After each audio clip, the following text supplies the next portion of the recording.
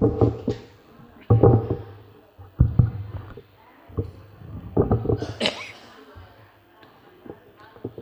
அகதீசாய நமக. செக் பண்ணிக்கோ, ரெக்கார்ட் ஆகுதா? எல்லோரும் இங்கே வெளியே இருக்கிறவங்களாம் இங்கே வாங்க.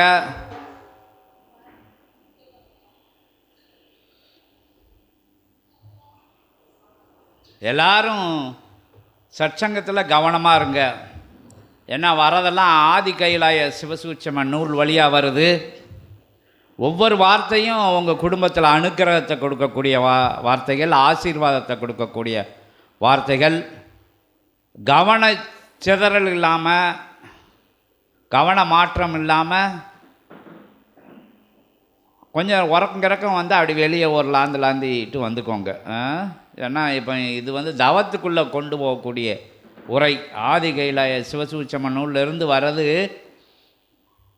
ஒவ்வொன்றுமே புண்ணியமான வார்த்தைகள். அது இறை சித்தனோட, இறை தாங்கும் சிவசூட்சம நூல் தாங்கும் சீடர்களோட யார் திருவாயில் இருந்து வந்தாலும் இந்த இடத்துல உட்கார்ந்துட்டாலே அது இறை நூலுக்குள்ளே இருக்கக்கூடிய வார்த்தைகள் தான் வெளியே உதயமாகும்.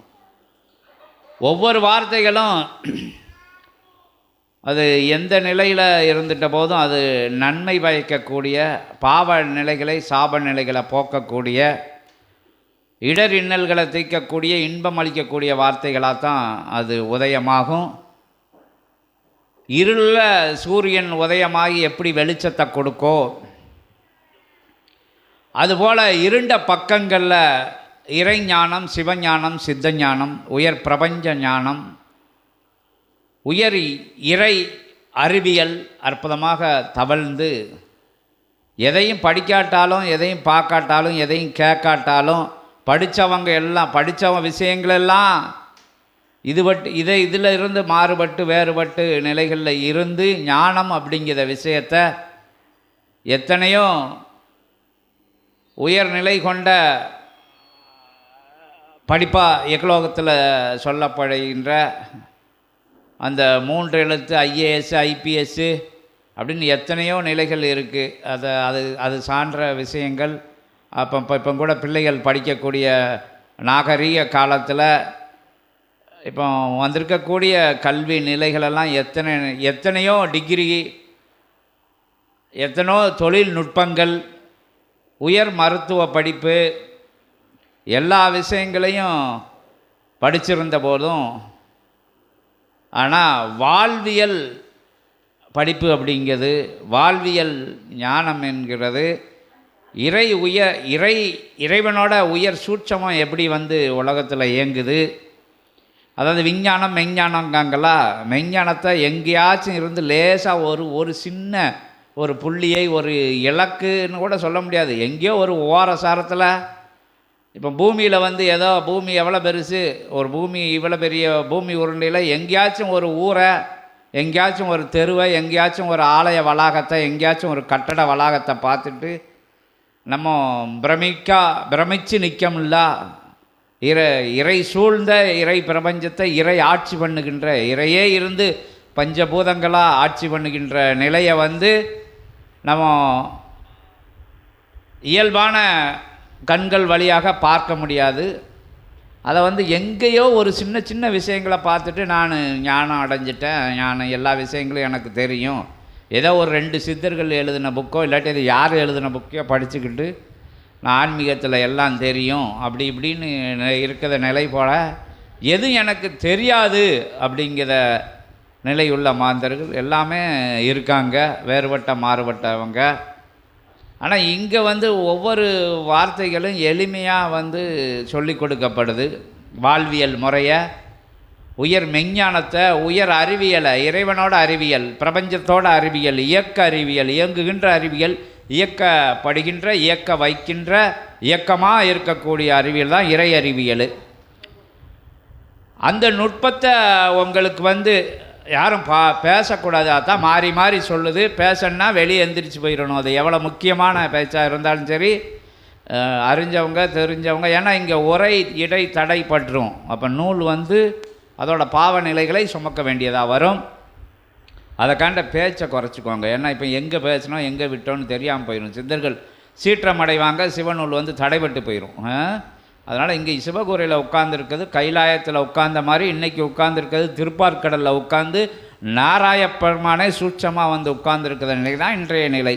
அப்போ அதோட தன்மை அறியாது, தரம் அறியாது, அதோட மகத்துவம், உன்னதம், உயர்வு, உத்தமம், உயர் சூட்சமம் அறியாது வந்து இருக்கக்கூடாது.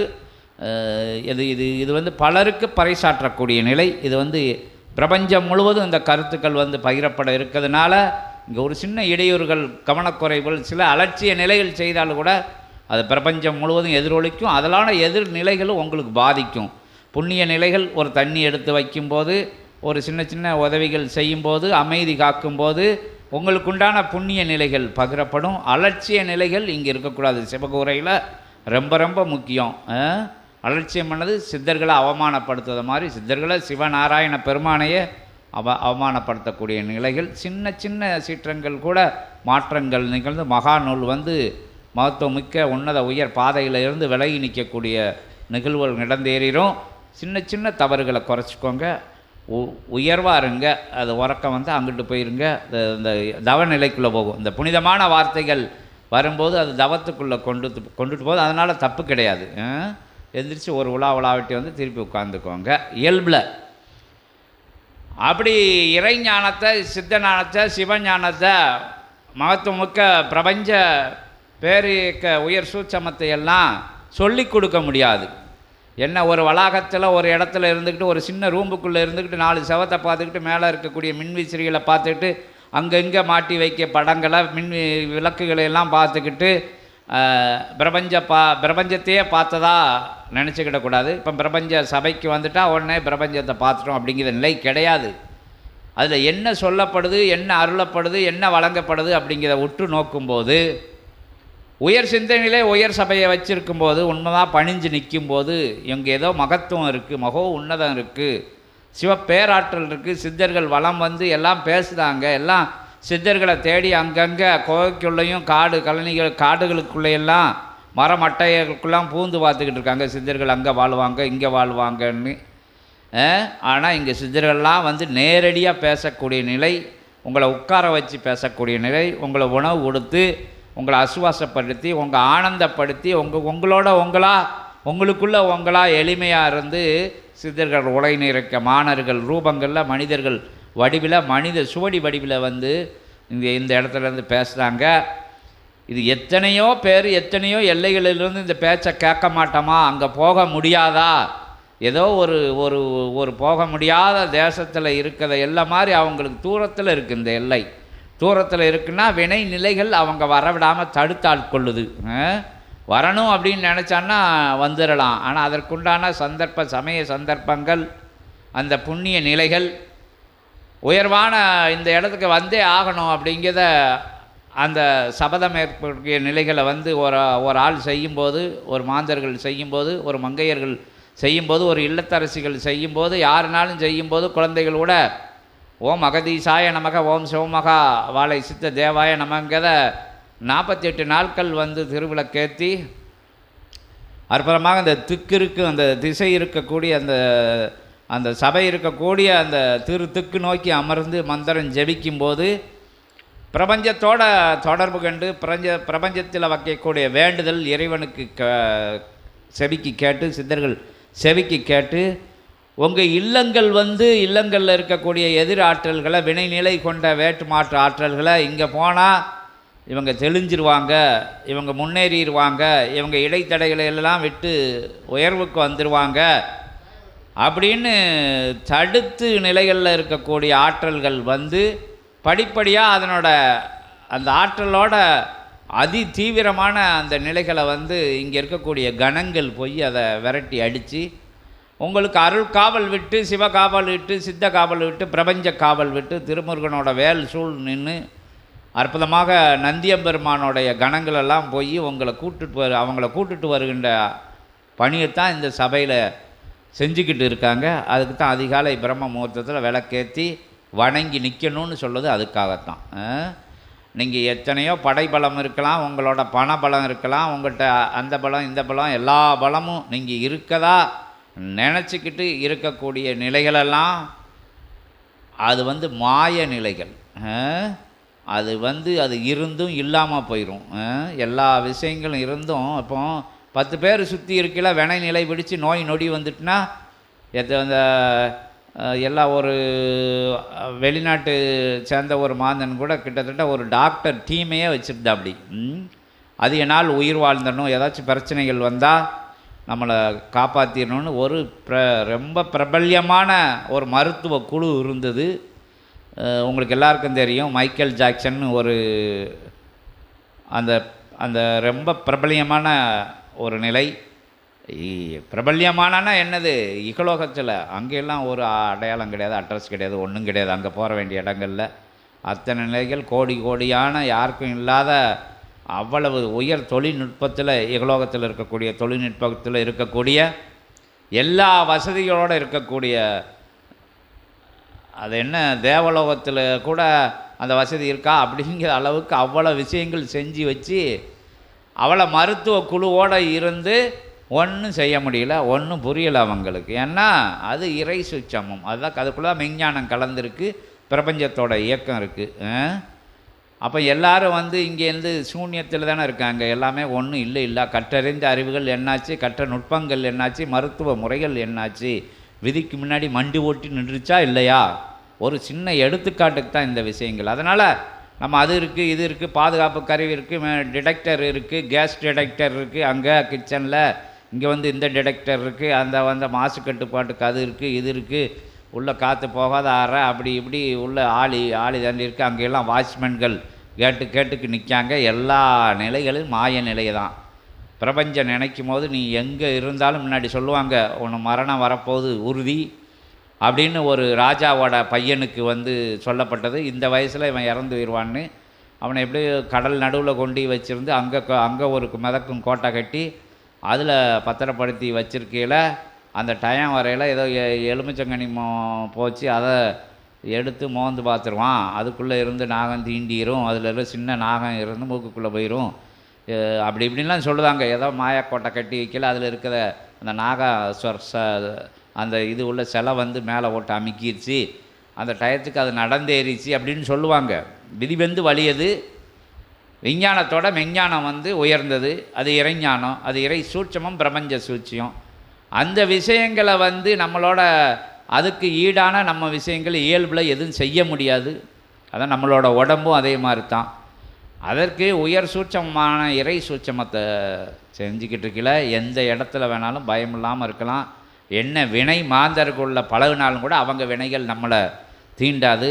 என்ன சூதுவாது சூழ்ச்சிகள் உள்ள உறவினர்களோட, நண்பர்களோட, ஊர்க்காரங்களோட, சுற்றஞ்சூழ எல்லாம் அமர்ந்திருந்த போதும் எந்த சூழ்ச்சியும் உன்னைய ஒன்றும் செய்ய முடியாது. ஏன்னா சூத்திரதார் யார் இருக்கா? உள்ளுக்குள்ளே சித்தர்கள், சிவபெருமான், பிரபஞ்சம் இருக்குது. அப்போ புண்ணியம் உங்களை காத்து நிற்கும். எத்தனையோ ஊசிகளை போட்டு எத்தனையோ தடுப்பு முறைகளை ஆட்கொண்ட போதும் விதிமுறைகள் உங்களை விளையாடியே தீரும். விளையாடாமல் முடியாத இடம் எங்கே, விதி முளைய முடியாத இடம் எங்கன்னா அது சித்தர்களுக்கு தெரியும், தேவர்களுக்கு தெரியும். சொல்லிக்கிட்டு இருக்காங்க இயல்பில். வண்டானத்தை சொல்லலை உங்களுக்கு. அந்த இறை சூட்சமத்துக்குள்ளே போங்க, சித்த சிவ சூட்சமத்துக்குள் போங்க, சித்த ரகசியத்துக்குள்ளே போங்க, சிவ ரகசியத்துக்குள்ளே போங்க, மெஞ்ஞானத்துக்குள்ளே போங்க. விஞ்ஞானத்தை விட்டு மெஞ்ஞானத்துக்குள்ளே போகையில் விஞ்ஞானம் உங்கள்கிட்ட பிச்சை எடுக்கும் அப்படின்னு சொல்லி அற்புதமான திருநீரில் கொடுக்கக்கூடிய நிலையை எத்தனை படம் போட்டு எத்தனை நிலை கொண்ட அந்த நிலைக்குள்ளே போன மருந்தாலையும் செய்ய முடியாத அற்புதத்தை சிவசபையில் இருக்கக்கூடிய சாம்பல் செஞ்சுக்கிட்டு இருக்கு. அற்புதத்தை வேறு அறுத்துக்கிட்டு இருக்கு, வினைகளை நோய் அறுத்துக்கிட்டு இருக்குது, நொடி அறுத்துக்கிட்டு இருக்குது, இன்பம் அழிச்சுக்கிட்டு இருக்குது.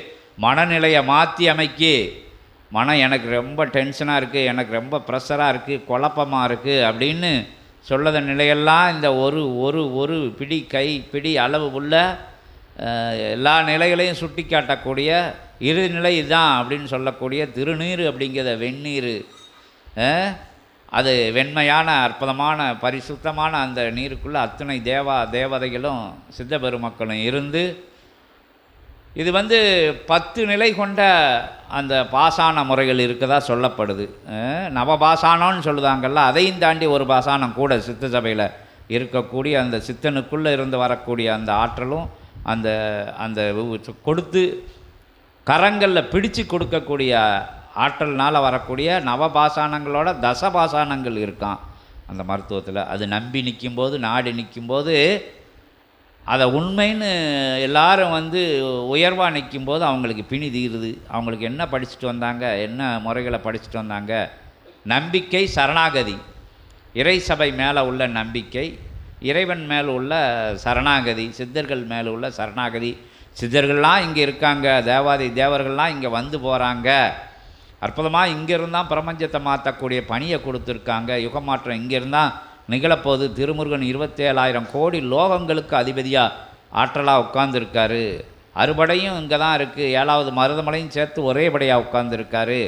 பரந்தாமன் 10 அவதார நிலையை வந்து இங்கே நூலுக்கு அருட்காவல் திருக்காவல் விட்டு, நூலுக்குன்னா சபைக்குத்தான், சபைக்குன்னா சித்தனுக்கு தான்.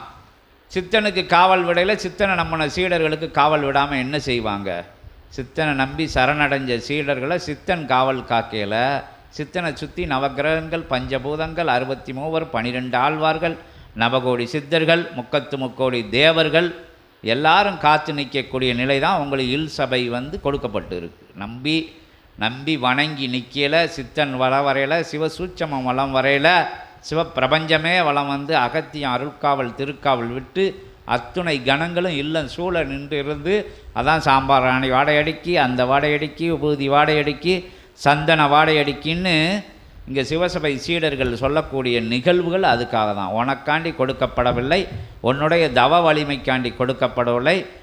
நீ சரணடைஞ்ச நிலைக்காக. என்கிட்ட ஒன்றுமே இல்லை, ஒன்றுமே முடியாது, நான் இகலோகத்தில் கண்ட அத்துணை நிலைகளும் மாய நிலைகள், அதெல்லாம் என்னை மயக்கப்படுத்தி ஆட்படுத்தி வச்சிருக்கிற நிலைகள், அழியா நிலை, அடையா பொருள், இறை பொருளே ஒன்று தான் அப்படின்னு, அது உண்மைங்கிற உயர் பொருள், அதான் இறைவனாக உட்கார்ந்துருக்காங்க, பஞ்சபூதங்களாக இருக்குது, இயக்கமாக இருக்குது அப்படின்னு உணர்ந்தவங்க எல்லார்ட்டையும் இறை சபை அதோட அனுக்கிரகத்தை கொடுக்கு, ஆசீர்வாதத்தை கொடுக்கு. அதை வணங்கி நிற்கின்றவங்கள வணங்கி நிற்கின்னு அகத்திய பெருமான் சொல்லியிருக்காரு, சிவபெருமான் சொல்லியிருக்காரு.